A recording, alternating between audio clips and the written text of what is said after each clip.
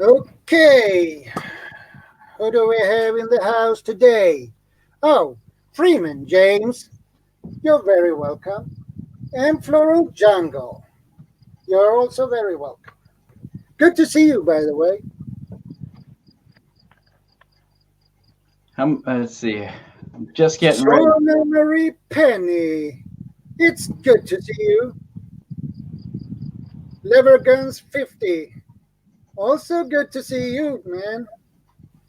Sensei Yang, you're also very welcome.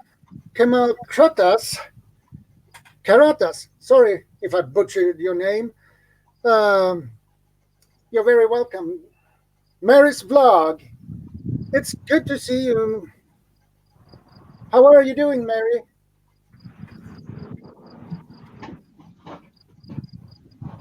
Huntress of Unknown, you're very welcome. It's good to see you again, Huntress. Boy, look at it getting big in here. Renee the Guitar Suite, hey, buddy. Good to see you again. YouTube. Okay. Jelly Duck 100. It's good to see you, bro. Well, that is the people we have in the house for the moment. Oh, I was wrong. Jewish Redneck Preppers. Howdy, man. Hey, GRP. Good to see you. Hey, Jelly. Hi, Floral. Who, me, UK 1. You're welcome. David Carlisle. Welcome, buddy. Good to see you all. Jordan Jadaberg. There we are. Yeah, here we are, buddy. Okay, now I got it pulled up. I had a little problem. I apologize. All right. Awesome. We got 15 people watching. That's great. Already? Yeah. Wonderful. Yeah. The first 2:30. Guys, don't forget to hit those thumbs up. You see, we're missing a couple of thumbs. That helps get the stream promoted. You're of Destiny. You're very welcome. Good to see you. How are you doing, by the way? Good to see a lot of you guys here. All right. Yeah. Awesome. Oh, I know. I'm on a wrong channel. Okay. Yeah. Oh, you're on wrong channel now, Joe. No, I was. I was on the. See, here you go. This is my channel. You're gonna see it. You're gonna see it. There you go. Here it comes up. 3, 2, 1. There it is. Andy K, my awesome arbitrator. Welcome. And I need to do something for Andy. He gets cranky. Andy gets cranky. Hey, Andy, how you doing, brother? Well, apparently my chat's blocked in all formats of live stream now. It don't come up in the replay either. I don't think it comes up in the cell phone. I don't think it comes up on the cell phone on the side here. I'm on the laptop. No, we found out last night my chat when I was on your premiere. Right. That my chat don't even show up in the replay anymore. It's completely blocked. But it is completely shadowed though, because I still see it.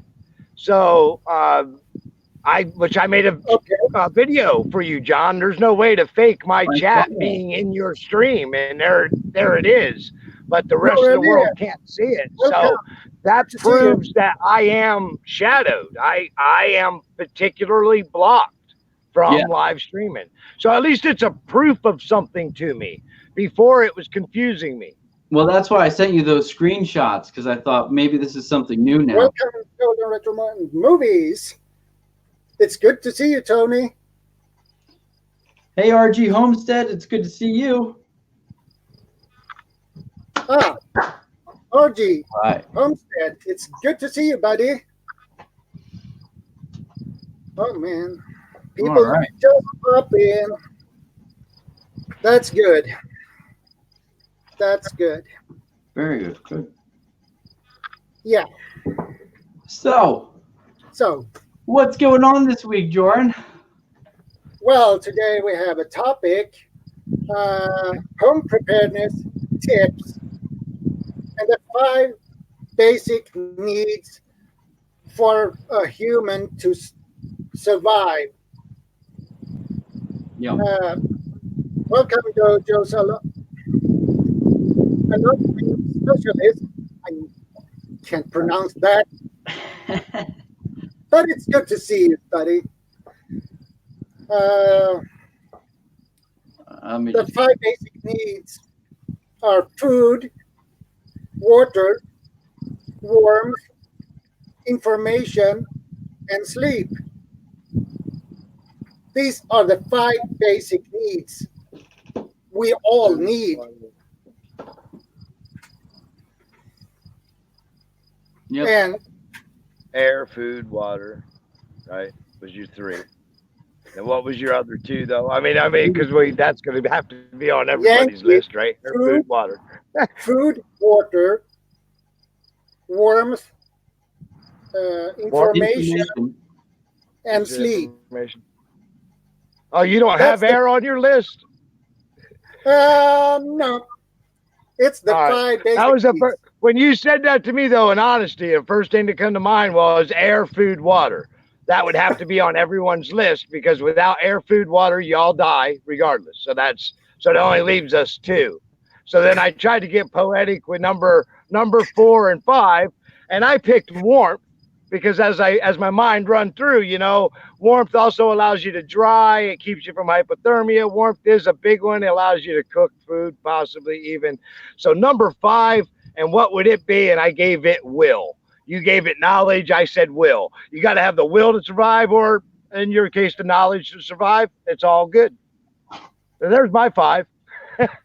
That's your 5. Michael Smith. Welcome, buddy. You're not late, Michael. No, we're doing good. Yeah, we are doing good. Yeah. Where are we at here? Okay. 7:38. 15 people watching, 20 thumbs up. All right, guys, don't forget to hit the thumbs up button. This is Jordan's second live stream. Yeah, that's good. Yeah. Very good. David Channel. Welcome. Good to see you. It's good to have you. I would agree with the list. I would add, in certain circumstances, definitely air. I mean, if a grid goes down or something like that goes down, you're going to have nuclear. There's a real chance of some nuclear contamination. So air is a big deal. It's one of the most under. Not even just nuclear, but other types, John. Right. Look at World War I. It was all biological warfare. It's just the way that the action happens to survive in a situation. Right. I think air is usually given, we take for granted, I guess. And water. In most cases. So we don't think about it.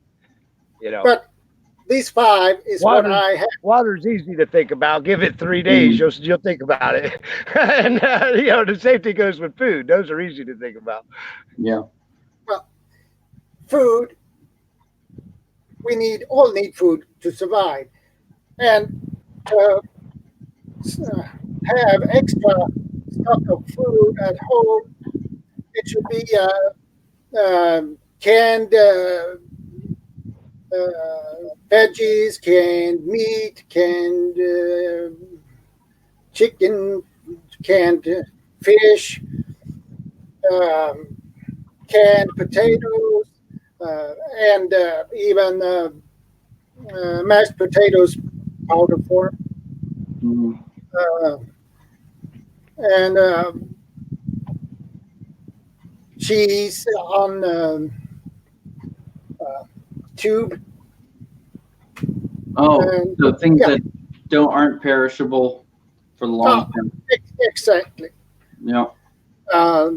You can make that list very long. So I assume everyone would have their own list, whether it be a big bag of rice, put in a container. yeah, put it in a container. Beans. Uncle Al is big on that. Rice on Yeah. Yep. Tenchi, Arizona. It's good to see you, buddy. Long time no see. Oh, Hey, Tenchi. Danielle. Good to see you, my dear colleague. I thought you might show up. Well, you said that to me at work today, so. Well, he did. Welcome, so Steve. Good to see you again, buddy. Andy. Andy cracks me up. Andy says, I got to read this out loud. Food, water, clothing, shelter. There it is for Yankee to read. That was a good one. So there you go, Andy. Andy's got it. So Andy, you got one in your closet over there? Okay, that's what you tell the police when they show up. You're like, no, I'm a prepper. Don't let her out. That's for a rainy day. That's in case the crap hits the fan, boys. I got to be ready. Yeah, I keep 3 because they keep dying. You got to feed them or something. I don't know. Andy, man. It's all in good fun. Such No, it's just real. This is yeah, I'm not going there. Hey, Dee Dee, I just want to say hi to Dee Dee. That's all. And Sunshine Cooper, good to see you guys. Sunshine Cooper. In Golden Retro Movies, that's Tony. Yeah, Golden Retro and movies. That's Tony. He's an awesome guy. Yeah, Freeman James. Yeah. Good to see you again. Cool people. I like it. Yeah, it's cool people here. Oh, Gemma's Journey's Grace. It's good to see you, Gemma. Good to see you, sweetheart. Really good to see you. How are you doing, Gemma? That could well be the case. A whole 180. Yeah, Andy, you be careful. It might be the women that end up running things, and the guys have to go out and forage. So you never know what's going to happen. Exactly. Yeah, I think it's a decent list. Absolutely. Yeah. It is a decent list. I agree. I would say probably. I mean, and Yankees good at giving us the alternative. Yeah. But certainly everyone's list is going to be slightly different for if you keep it at 5, right? Yeah. So yeah. And then you should have a candy that you can store in room temperature and. Mm-hmm. And that's assuming that you need that for staying in one location. Yeah. Like your house, like your apartment, and it is a difference between if you live in a house or in a apartment, or it depends on the weather, climate, and everything that matters. Right. Yeah. Well, that's kind of the key thing about prepping is you got to always prep for the change anyway, because there's no sustained situation. You got to always be prepared for that next change. May it just be change in season we're talking about, whatever that change may be. There's going to be change constant, and that's kind of, as a prepper, you're going to need to adapt and need to. Good to see you, dear colleague.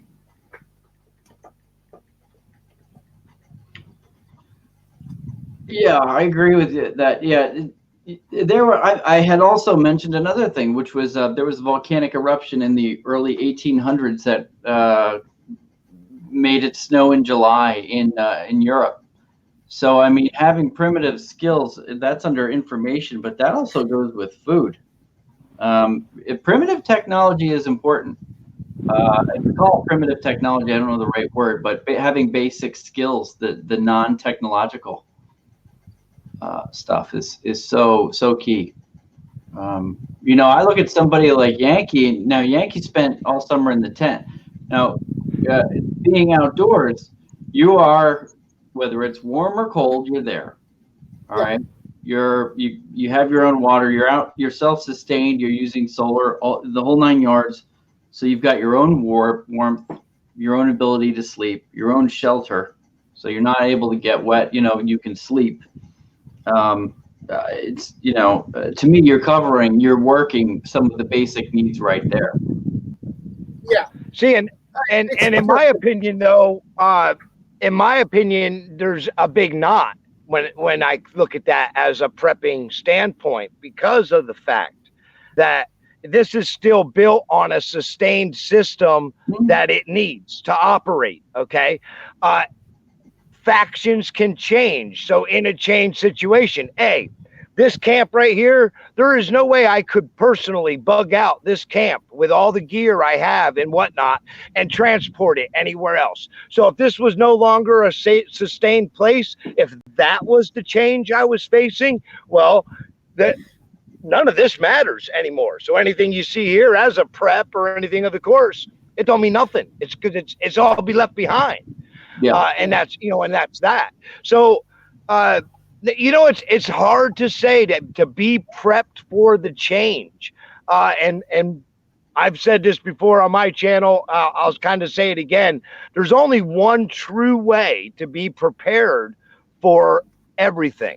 And that is to be prepared here, not only with knowledge of how to survive, but with the reasons and the will of why you want to survive. And this is all going to be a key factor when you're out there in the middle of nowhere by yourself. Believe me, it becomes a key factor if there's a reason for doing all this. These are things you need to answer now before we hit that time. But I know I'm a rambler, guys. I'm sorry. No, that's okay.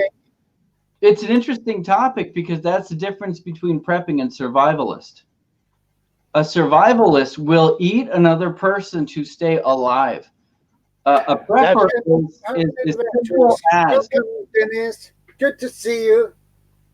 Is as simple as, the food goes out or the power goes out for 3 days. Do you have the ability to survive for 3 days? That's you eat the neighbor without power. Without that could be it. That's a basic. 3 days we eat the neighbor. Yeah, you don't want to walk out in a loincloth and a wooden stick. After the power goes off for an hour, trying to avoid that. But I'm saying that there is that difference. So you're talking survival. I think Jordan's at the prepping point. If something goes wrong, Uncle came right out and said that. But I think that's the difference. And somebody like Uncle Al would be who I would be able to get to vouch for me on this, because the difference is this survival craze, and like something John's going to actually bring up later, but is a new thing, guys, right? But surviving through a bad storm, 3 days without power, that wasn't a thing. It was just what we all did. It's what you grew up in. My generation, you grew up with a cellar with food in it. You had to close down most of the house to one room so there was warmth. That was planned, is what you did in the wintertime when the power went out. It wasn't thought of as, survival market. There's a generation of people that grew up that's how you lived. That's just how you live. I mean, I had a bunch of people laugh at me the other day about a lard bucket. But again, and if you don't know what I'm talking about, ask your grandpop or your great-grandpop about a lard bucket and see if he don't tell you about the lard bucket they kept. It's just, these are things that you do as normal living. So I still live in that generation here. So when I talk about survival, it's hard for me to get on that rocker that, you're talking about 3 days without power. Well, that's not survival. That's life. Yeah. That's the way, maybe that's the confusion. Because anytime I look at it, I go to the deep end because, in my opinion, anything that's more than 30 days becomes a deep end. You know, there's got to be a recovery from what you're talking about for it to be normal life. No recovery, yeah. Now Yeah. No, I agree with you. I really do believe once you hit that 30-day, 20, 30 days, there really is that point of no return where even if you come back up, you really do have to change your mindset. Hope like hell you can get contact with the outside world in that time and make sure what's going on in your 30 days is going on everywhere else. Because you still might have just normal life coming. And good God, don't be a prepper who goes to prison right after everything calms down because you thought you were defending your garbage can and really, no, you were just shooting your freaking neighbor and now you go to jail because the law will still be the law when it all calms down. So think about those consequences. 30 days, that's not quick enough to shoot your neighbor yet. Can't eat your neighbor until at least 2 years have passed. I'm just saying, it's a rule. Write that down. 6 months grade down, that's a difference. Yeah. So Jordan says 6 months, Yankees says 30 days. Is in the civil defense and in my voluntary resource group, we are taught that you have to be prepared, yes, but it must be here first. If you are prepared here first, you have reached one step further to manage yourself in a disaster or crisis. Yeah, and that's all aspect. You're right on target, and that's all aspects of the life. If you don't beat it here, you're beat already. So that's anything in life, you got to do it like you're going to do it, and you're gonna do it, and do it. And that's what it takes. That's and that's not just survival, guys. You're young and you need not into survival. Listen to what we're saying in other aspects of your life as well, because this is where you win first. And then the rest is just jumping those obstacles. But you get it here, and you'll get it. You need to be prepared mentally first. And it's good to be prepared physically as well to stay in good shape. I don't say you are gonna be an elite athlete or something like that. You don't. You need to stay in good shape. That's enough. I agree. I'll tell you what, if you're a prepper and you get with other preppers, and I know we've talked about this last year in a couple of live streams, and it was brought up towards the end of the year. Someone said, the thing that bugs me about preppers or survivalists is a lot of them sit from a chair and they've got a gut hanging over their penis. Yeah. And they're not going to be helpful except for the knowledge. That's the armchair preppers. Yes. But the knowledge is valuable. The knowledge is valuable, and speaking from a perspective of a native nation perspective, when it comes to getting old, your value doesn't go away because of your age. It actually becomes an honor to be able to help someone like that through something they can't do, so that they can repay you with the knowledge that they have stored, because we'll never beat that knowledge. So always respect your elders in that aspect, because even though it's those who can do and those who can't become teachers. You've heard that kind of slogan thing before, but the fact of the matter is, at some point teaching becomes your most valuable asset. You're not going to run. Why would I try to, if I had a group together and we had a primitive hunt, why would I try to run it and lead it when I could pick some young, healthy bucks to do that and explain to them what they need to do? Now, was it my part just as important as the young, healthy bucks who are going to be out there running and throwing their spear. You know, so there's value. You know, I hate that's I do see that you see a lot of those people, but I think a lot of it is because the most knowledge in the field are the elders, that's part of your reward for getting to be so old. Right. You don't get much more than that. I would agree. They're the library of the whole thing. Yeah. And I mean that very honestly. They're the library of the whole deal. You know, you got to have a mix of people that you get with when something goes wrong, because you know you never know who you're going to need. An engineer type, you're going to need athletic types. You know, you're going to need to know how to defend yourself. These are all part of prepping. You need also people who know first aid or advanced first aid skills. Yep. Or like a dentist, if you have lucky to get a doctor, it would be awesome. Mm-hmm. Yeah. If you look at the Amish right now, the Amish are a group of people who live in the United States. They're in Pennsylvania and in Ohio and I believe in Michigan. There's zero electricity. They make everything themselves. Now they'd probably be the next people I would go raid if something was wrong. But that's proof you can live in a certain way without electricity, and they'll be the elders. Basically, they'll be living the life, normal. They'll be living normal because that's how they live now. You know, I mean, that's but again, that becomes the whole aspect. You know, the funniest thing, and again, I'm not throwing off on survivors, and I have survivalist communities. One of the funniest things that always rings to my ear when a survivalist is talking, you realize that you're trying to prep some type of wild way to live and survive through something. And the people that actually explored and made this country a country didn't even have a quarter of the things you're thinking of, but yet they made this an entire country.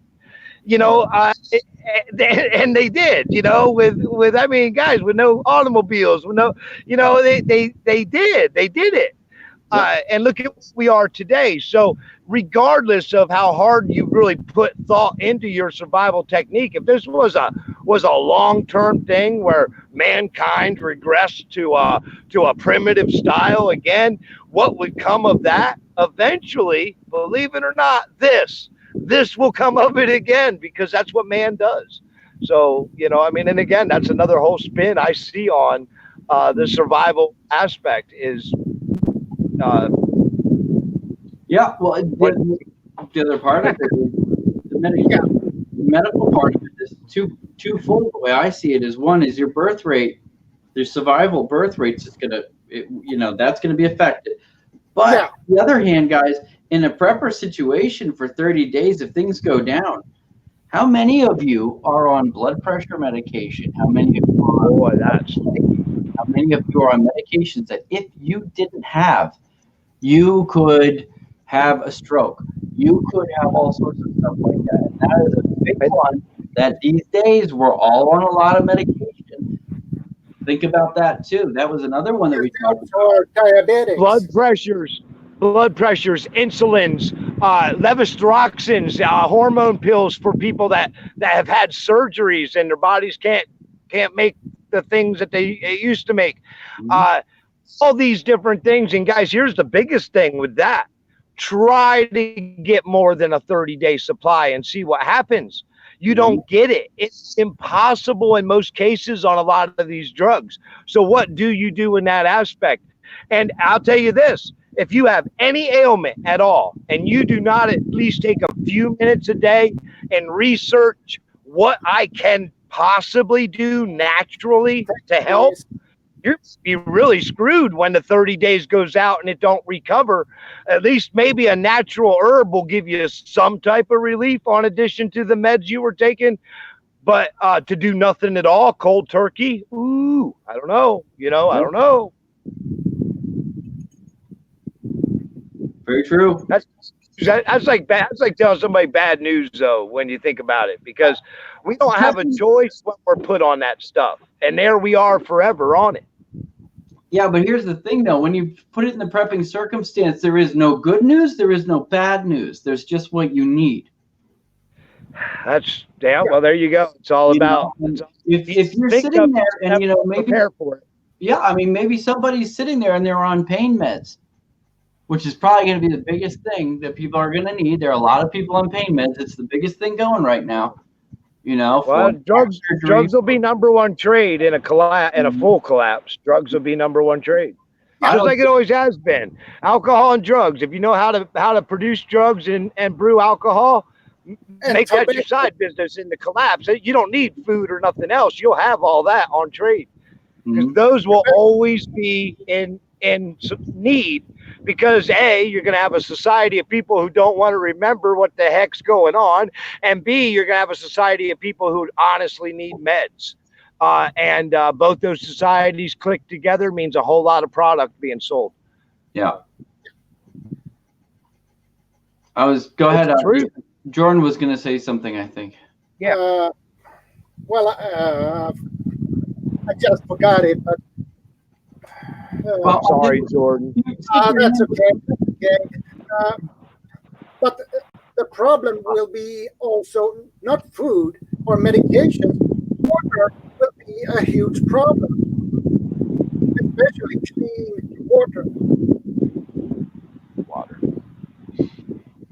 Water can't. Without water, we are all screwed. Yeah. Well, and that's the biggest worry. Here's your biggest worry, right? If you think about a full-on collapse to where you have to honestly worry about a year from now's water, okay? Yeah. Now you have to take into consideration all the things John was talking about earlier, with possible nuclear meltdowns, other types of chemicals that weren't able to sustain through in a year. You know how many of these things and these depots and these nuclear reactors are located on our water? So as we begin to try to figure out how to filter the waters we got, we'll have a whole new world of problems introduced to our water as time goes on, if it becomes something like that. I could actually picture it narrowing down to an area where only areas of the world have suitable water, and the rest is chemical rich. My friend, it's really good to see you again, Sheed. You're very welcome. Hello. Yeah, we're not ignoring the chat. Sorry, guys. We're just getting, Yankee just talks too much. I'll be quiet a minute. No, I'll be quiet a minute. You're pretty good at rambling too, Yankee. No, Yankee can't see the chat, guys. So I'm sorry. Is it insultive? I apologize. Yep. That is okay. But they're good points. I will say though, there are springs that are around. I know how to recognize a spring. I know how to find a source of water. In Ohio, you can't do that where you're at. The ground itself is saturated where Yankee is. I mean, that's tough. I mean, Ohio would be like an area I wouldn't want to go. I would be looking at other, Pennsylvania mountains. There are springs in the mountains, and sometimes they're labeled, sometimes they're not. But you're going to find people fighting over springs for water on that topic. And runoff waters are going to be possibly one of your cleaner source. I mean, to think about it, you wouldn't want runoff. But on another note, if I got contaminated rivers and creeks, runoff from a winter's snow is going to be fresher water than what I got on in that other source. So I would rather filter it and go with it, Right. So but that narrows you down, right? That takes down your areas again to where you're seeing groups to where you can live here because these mountains are sustaining water. There's mountains out west that have snow on them all the time. Those are going to sustain water, right? Mm-hmm. If you used it properly and you got your right springs. If you use it properly, it's gonna. But, you know, New York City, where are you going to get your water? So what's going to become in New York City? What would it be? It wouldn't be a place for thieves and blah, blah, blah. No, because nobody's going to be living there. It's going to be just nothing. It would be nothing. That's what it would be. I wouldn't go there. But what would you do if you were? Once you found every prepper in town and drank all their resources, what's left? What are you going to do? Oh, in New York, you know. I'd be out of New York City. I'd be off like a prom dress. I'd try to YouTube it all as long as I could. That would be what I would try to do. I would try to make as many YouTube videos out of it and whatnot. You know they're not going to pay you. Oh, well, you're not monetized when shit hits the fan, man. But if we recover and pull out, maybe I'll be the only one on top after that with all my video uploads. Yeah, right. A year goes by and there's no power. Yankees the only one left, and all of a sudden the power. Yankees still putting videos out. Right. So you didn't know YouTube server was still accepting the videos. Awesome. So for a whole year, I'm the only one who uploaded on YouTube. Everybody's going to see my homepage when you power back up.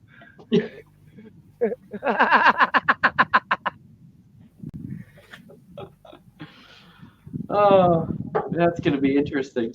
Yeah, it will be interesting, definitely. Yeah. Well, food. And,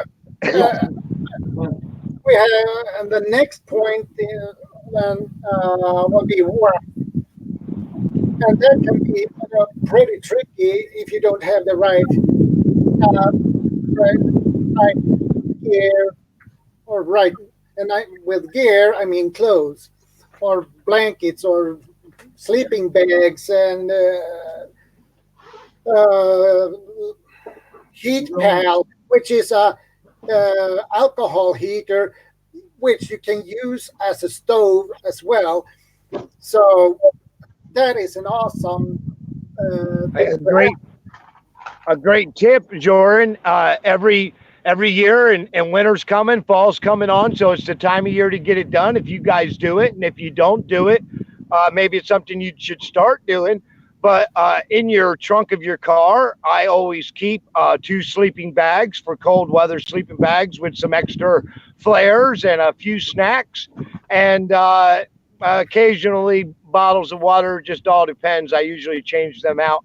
But you never know when you're going to get snowed in somewhere in a vehicle, and having something to put around you, something to put in your belly, can all be very helpful, especially the flares. Right? Yeah. So always prep your car. If you got a loved one, prep their car. Absolutely. That way, if something happens, you know, they at least they got that. And believe me, guys, things happen. You know, here in Ohio, you could. In a real bad snowstorms, we have literally lost automobiles in the ditches, and the snow plows cover them up, and nobody know about it until after they thawed if the driver was injured badly. So these things do happen. So, you know, take prep. I know these things look silly. Old. What you got, John? Not used, but old tampons. Tent stakes. This is all stuff that I keep in the bag. That stuff. Jordan made a video on that a couple of weeks ago. Yeah. On what to do with the tampon. Tampon as a fire starter. Yep. That was a pretty odd video, but it was necessary to. But it sounds make that like if you're looking at prepping, like Budget Bushcraft gave me these. You know, what is it? A little bit of fat wood here. Yeah. You know, a little bit of fat wood goes a long way. It took me a little while to figure out how to get it just right. But that Strike Anywhere matches. I mean, this is a 30-day. This for me is a 30-day pack. It's all in a plastic bag that I use. If I ever had to go anywhere.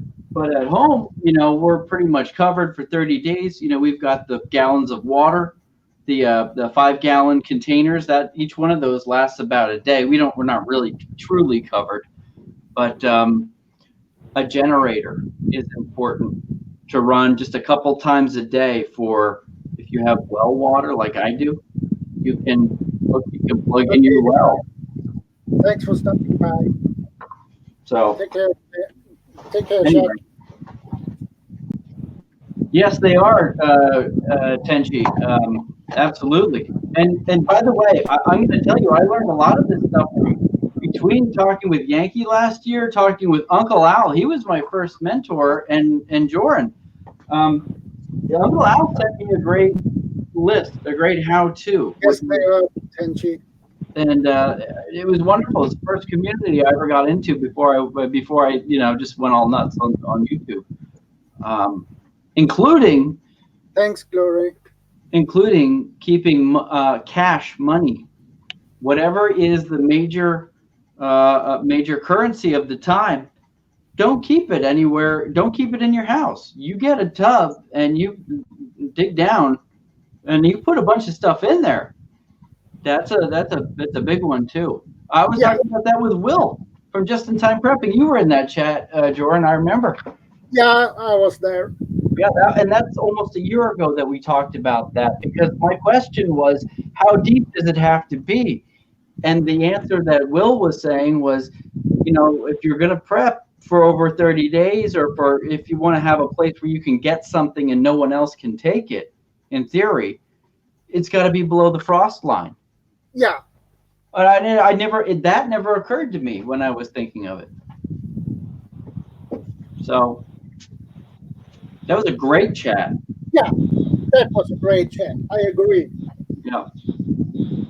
So I mean, there's someone people should get behind and chat with. If you're into preparedness, you really should be talking to Will from Just in Time Prepping. You should get to know that guy. There's some interesting stuff there. It's guys, not all preppers are the same. Bushcrafters, preppers, outdoors people, campers, that's a big, broad area, but we're all similar. We're not the same. We're similar. We're similar-minded. And I'd like to add to that, John, is that be the type of prepper and survivalist that calls to you to be. And in doing that, you share your story, and you'll be just as valuable as anybody else, because that piece of knowledge you bring, that's going to be the one I need, or John needs, or Joran needs. And together, we could actually make things happen. I think there's going to be another key factor that people will get to at some point. But in any big collapse, the only way it'll ever be overcome is by togetherness, just like it's ever been overcome before, when there's been no population and then a lot of population. You got to come together to do that. So I'll add one more thing, and this is a dying art, but it's always going to be necessary. We are so used to typing on a keyboard or our phones.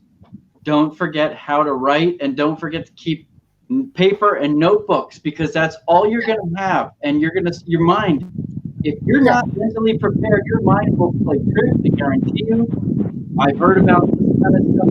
Write it down. You will get easily confused with even the most simple things. Write it down. I'm just throwing that one out there too. Yeah. Pen and paper, that is what will be left. I would say it's pencil. Great, as long as, it is too, and I agree 100%. And then until you get to that point that you can't carry it, because it's when you're. Then you rip out the sheets of paper, and you got to really, you know what I mean? Yeah. Welcome to La Filipina. Welcome. But remembering the history and whatever way it can be done is going to be just as important as living through it. That's for sure. Yep. If you believe in that type of thing you're prepping for, then you're here and you survive it, then you're honestly part of it, and you owe it to the generation to come to know what happened and how we got there. So remember it in whatever way you can. Write it, tell it in story, whatever it takes. Absolutely. Yeah, absolutely. Yeah. I agree. And fail at things so you learn. Skill set. Skill set. Yep. Skill set. Yeah. Learn new skills.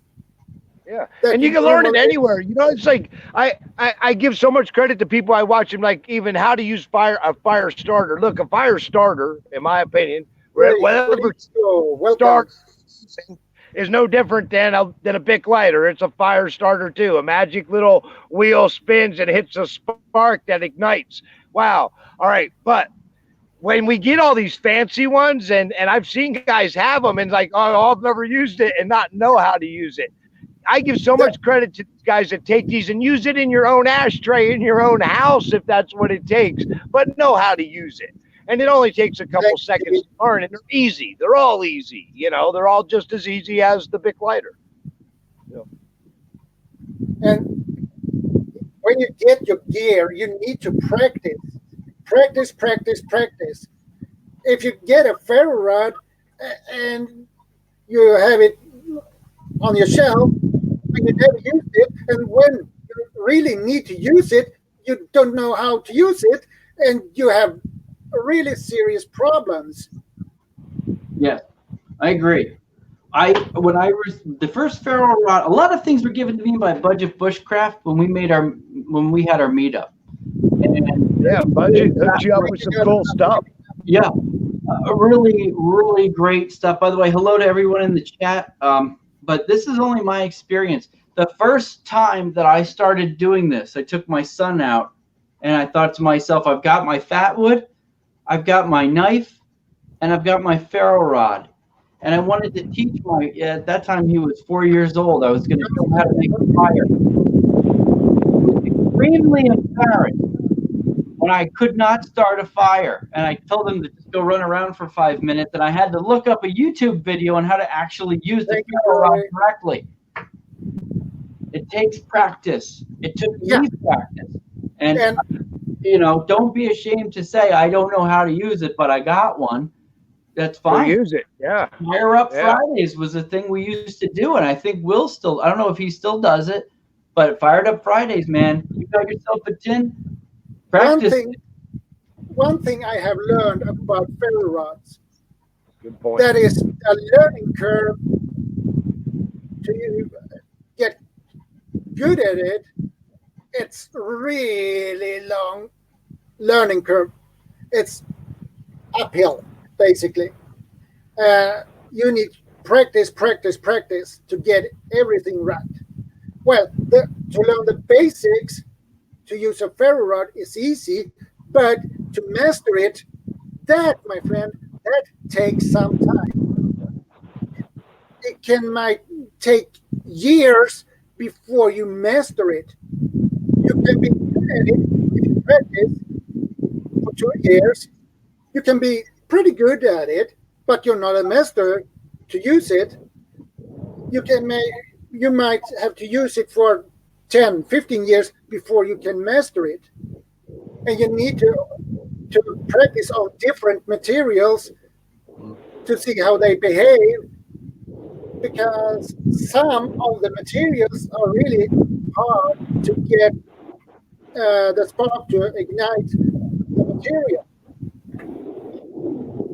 So under the topic of warmth,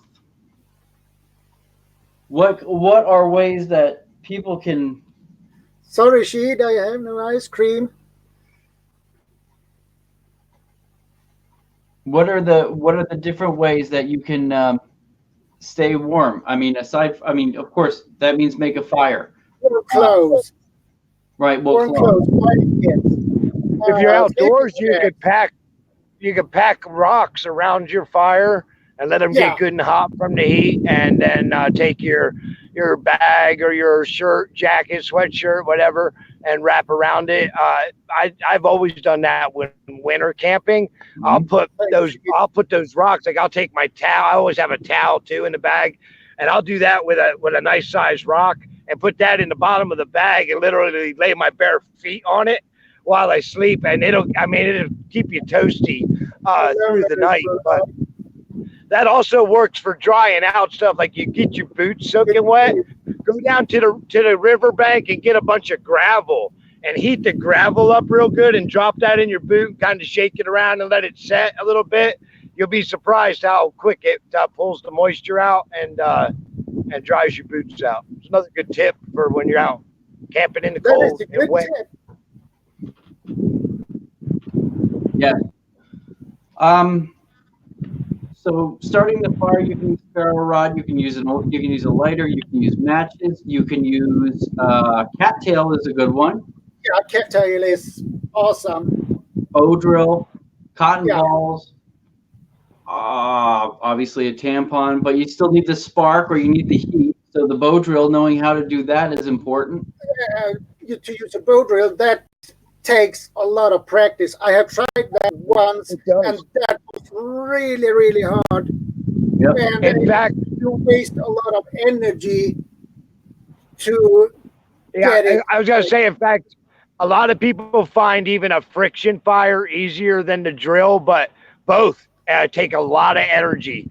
And, a good skill, a best skill to have when we're talking about fire is know how to make one fire that lasts you the amount of days you're going to be out there in the woods. Skills more than practice. Yeah, Yankee nailed it right there. That was the one thing I was going to bring up, and he said it right there.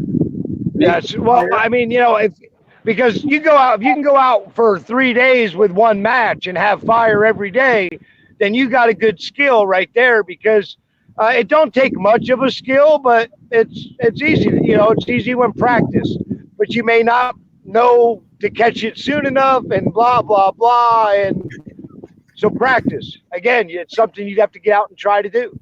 Right. And get the right materials. A lot of times we underestimate the amount of fire it actually takes to make a fire too. So it's not like when you're rekindling a fire, you just need the smallest of red amber. That littlest itty bitty piece of red amber is all you need to start your whole next fire. So it's don't think that it's out if there's still heat. You'll find it. You'll get it going again. But yeah. Hey, Sty. Good to see you, buddy. Yeah, John's Light says never let your fire die in life or death scenarios. Absolutely. If you are at home, you are lucky enough to have a fireplace at your house, don't let it go out. Don't let it go out. If you're stuck, if you're in the cold, that's the key to a lot of stuff right there. That's the key to sleeping. That's the key to eating. That is the key to warmth. That is the key to almost everything. So if you're in key to prepare medicine, herbs, and other necessary things. Sterilize your tools, and you name it. There's a lot of. So when you get that fire going, don't make the mistake of not having enough fuel for the fire. And if you have to leave, take some coal and put it in a can, and some grass and other stuff over it to keep the glow, and then you carry it with you. Mm-hmm. And it will be easier to start the next fire on the new spot. Exactly. Nailed it. Yeah. The other thing, you put on here sleeping. It's essential to keeping everything else in check. If you don't get enough sleep. If you don't get enough sleep, you get careless. You get easier to get injured. You make mistakes that you normally wouldn't do. And to add to that, Joran, and it's something, again, the military would stand behind me on this, although I've brought this up with survivalists before and was told, oh no, we're serious survivalists here, we don't worry about that. But the thing I'm talking about is R&R, some type of recreation. If this is a long-term thing, you need to take your mind off of it. The military will take their men's mind off of it by giving them passes and whatnot during wartime. This is a necessity to being able to fight and live to go on to another day. It's all about that will and that ability that you have inside. It's about keeping that in check and keeping that comfortable. So R&R is another, along with sleep. You need something to do. Deck of cards, whatever. Play a game, whatever it is. Carve a bowl or whatever you want to. There are good points that have to do with World War II that they learned about resting people's heads. Staying on the front line too long causes fatigue. Living in a foxhole. If you look at the Battle of the Bulge, if you look at things about soldiers on the Eastern Front, things started to break down when they stopped rotations, when they ran out of manpower. That is a very. I'm using history as an example for you and your own self. If you have the time to take a break, do it. Prepare, but rest yourself, because you always need to be ready. Even if you find yourself slightly fatigued, you take every moment that you can to keep yourself on the alert, on the up and up, and you should be that. Yeah, it's needed. And if you are tired and you can get injuries that can kill you in the worst case scenario, and you don't want that. So if you feel tired, why don't you take a break and get some rest and sleep for an hour or so, and then keep doing what you're doing before you get tired. Manageable sleep, though, guys, because again, we go into this was really a crap hit the fan scenario, right? And we weren't coming out of it. I fear that a lot of us are going to end up sleeping ourselves to death, because sleeping is a way we deal with depression. So sleep a healthy amount of sleep and make sure you get up and you live to see another day. Create a reason now to see tomorrow, so that way that you don't give up quickly in the real circumstance. Yeah. Yep. That's fair. I mean, I really think we talked about medicines, right? Like, you took medicines out of the equation, how hard it'll be to survive. Dealing with depression, look at how many people deal with depression with life the way it is now. Imagine taking away everything from them. Imagine that despair that's going to be in mankind in general. That's what you're literally looking at. So I'd imagine not only medicines will kill off a lot, suicide rates would help a lot as well when it comes to population at that point, and unpredictabilities of people.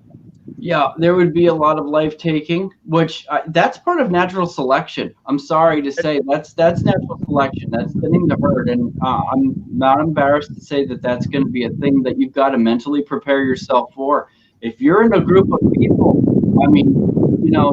7 days into it, these things may happen, and you've got to be aware. If you can't handle it within 7 days, that people, making these decisions, because things don't look good and you don't know what's going on, you may have to rethink where you're at.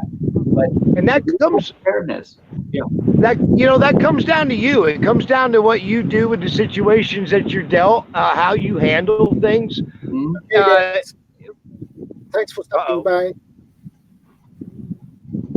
Yeah, my phone's about to die, Jordan. I hope your stream's about over. We started too early today.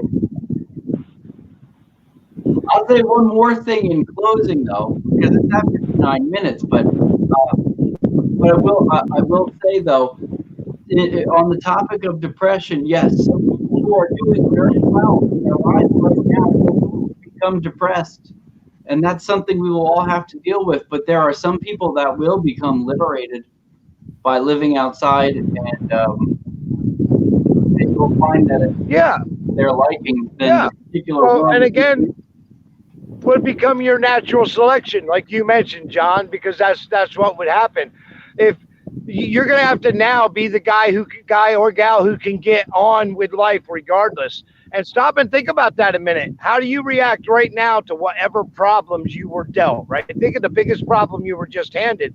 Now, how would you handle that exact same problem if there wasn't no electric and nothing? I mean, if this was a crap hit the fan scenario. So, and if you're really overreacting in the problem you have now, you may want to recheck what you're going to do when you hit the real problems in life.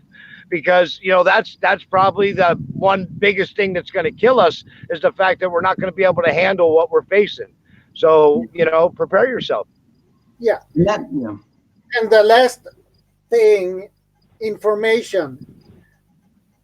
Information is really crucial for one reason. If you have enough information about a specific event, you get more relaxed. You know exactly what you're gonna do and handle the situation. And if you have less information, you get so stressed up, so you will make mistakes that can be really bad for yourself, for your family. So information are crucial. And even if you're outdoors on a camping, whatever, you need information about weather, temperature, and everything. The more information you have about that, you can prepare for that and the changes in the weather. And I think you agree with me, Yankee. Oh yeah, yeah, definitely. I mean, that's you know, there you're given like your top rules of thumb again with the military. You got to be educated about what you're getting into. You know, and it is a perfect example is our own government here, because if you take a moment to get involved with things that we are prepared for as a country, you'll realize that we prepare for things that you would never even imagine could happen. Why do we do that? It's because thinking about it and preparing for a situation, even if it's a false one, that way you're not surprised if it does happen. We have on the books government defense for alien attacks, for zombie apocalypse. This is the U.S. government has this. Why? Well, because in these scenarios, you actually face all the real life scenarios you could possibly face. These are things that you need to think about before the time happens. So, you know, yeah, that's gathering information. It's being knowledgeable about the situation. And of course, when you're going into anything, you know, surveillance, man, we got to know before we get there. Yeah, we got to know.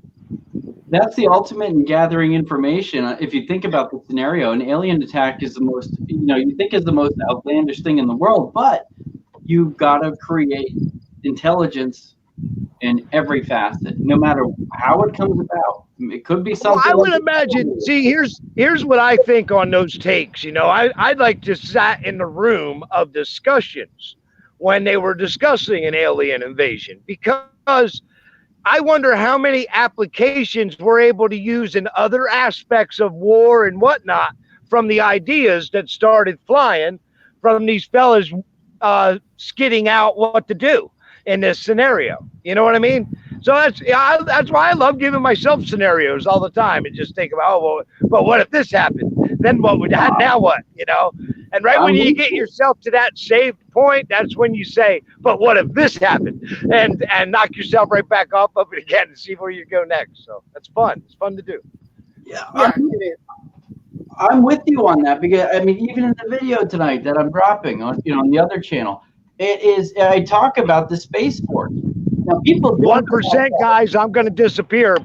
Okay, but if you go, thank you for stopping in, Yankee. Much love, everybody. Yeah, when it goes, it's just going to disappear. The phone's going to shut off. It's at 1% right now. Yeah. So. Okay, Yankee. Thanks for stopping by. I'll hang here till it dies. I ain't got nothing else to do. Stick it on the solar panel afterwards. I'll end it at this one if you want to end it here. The Space Force is a real thing. Other countries are doing it. It's not just a silly thing that the United States is doing. China's doing it. Japan's doing it. Russia's doing it. A lot of other countries are doing it. Think about what happens when the attack comes. from outside our stratosphere, our atmosphere. And it may come in a way that we've not seen it coming, because a lot of times things are pointed at us. In terms of satellites and things like that, there's not much that looks outward. Throwing it out there. That's all I got to say. Thanks for having me on the screen, Jordan. Yeah, it is always fun to have both of you on the panel. It makes my streams more fun and more entertaining, and people laugh their asses off. So we have succeeded. Well, thank you. I hope there was good information in there. I hope you guys were able to get the good information, especially from Yankee too. And it was a good talk. I liked it. I enjoyed it. Good talk. Yeah. And basics, basically, for us. Yeah. And I will also have a Saturday live as well. So at 9 p.m. at Saturday this weekend. So who are the guests on for that one? Well, if Yankee would like to join me at Saturday, it's called Shadow Scout Saturday. Your audience might want to see somebody else, bro. I'm a kind of overwhelming type of personality to see me too many times. Well, I will put up some. Even my favorite books only come once a month. Well, I will let people come up on the panel at Saturday, so it will be not specific a topic or something, just rambling, talking, chilling, chatting. Very good.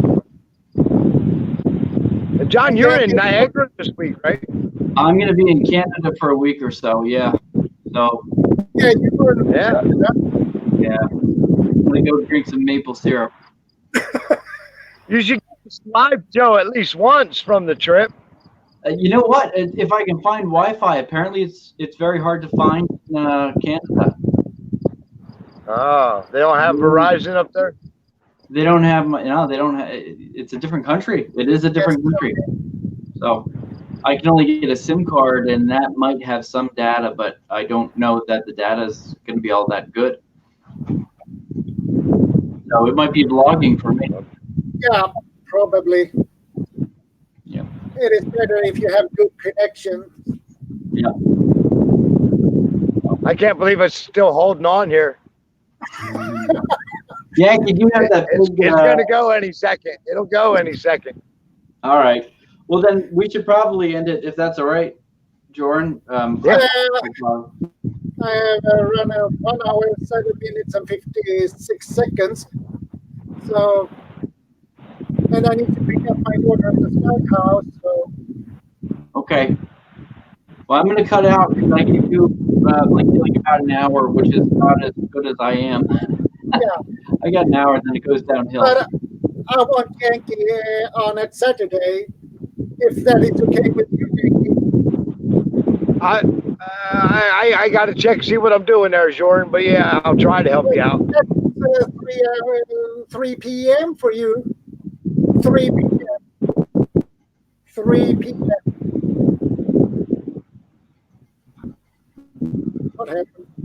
All right. Well, maybe you could send him a Twitter message. Yeah, I'd send him a Twitter message or an email. Yeah. I could see he's frozen, and that's his phone down. All right, guys. Uncle Al, it was good to see you. Thank you for coming in. I appreciate it. We mentioned you a couple times today. Yeah, we did. Yep. So. Well, I think we have to shut down for today. And I hope we'll see you guys on Saturday. That will be probably fun. So take care, guys. Stay safe. Be prepared. Have a good day, and thanks for coming. Yes, thank you. Yeah.